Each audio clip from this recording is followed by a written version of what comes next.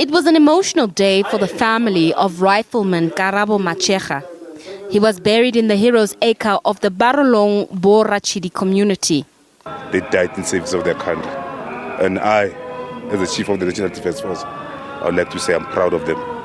They did us proud. And as a country, I think we should honor them. Paratrooper Corporal Mugadi Siakamela has been part of a number of peacekeeping missions, including in countries like Burundi and Sudan. His colleague gave an emotional account of events on that fateful day. We were outnumbered by the enemy. Even though the enemy outnumbered us by far, the heroes, Lamakawe alele apa, Osiakamela nabanye, they showed bravery. In the Northern Cape, the grief-stricken community of Magetlele paid their last respects to 31-year-old Private Lesego Maxwell Libatlang.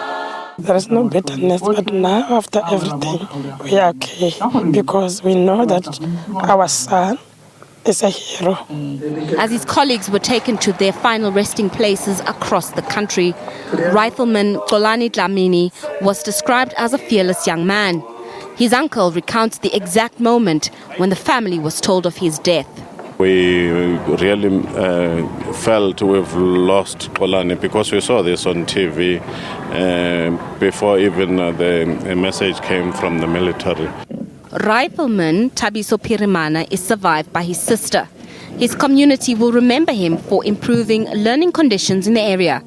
As a 13-year-old, he excelled at a speech and drama competition in Scotland. His community received a school and equipment as a result. In Cape Town, Rifleman Vuzmuzi Nkalega was remembered as a humble man who loved his job. While South Africa has already announced that it's withdrawing its remaining troops in the CAR, the Deputy International Relations Minister told the SABC that the issue needed to be handled with sensitivity as it touched on national security. We must accept that it is a delicate process, it's a sensitive process, it's a security national process, and I think we should accept that. A representative of the family of the 3 soldiers buried in Bloemfontein say the families have not yet found closure.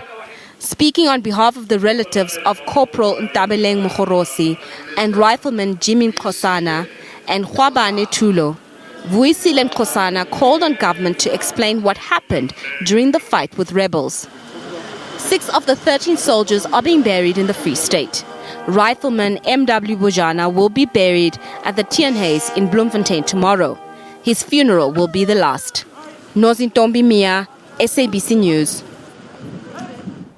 To the Central African Republic now, where Michel Djododia, the rebel strongman who seized power last month, has ordered the creation of a transitional body. The body will designate an interim president for the country. The decree complies with the demands of the Six-Nation Economic Community of Central African States, which rejected Djododia's initial bid to declare himself president after his Seleka rebel coalition grabbed the capital Bangui.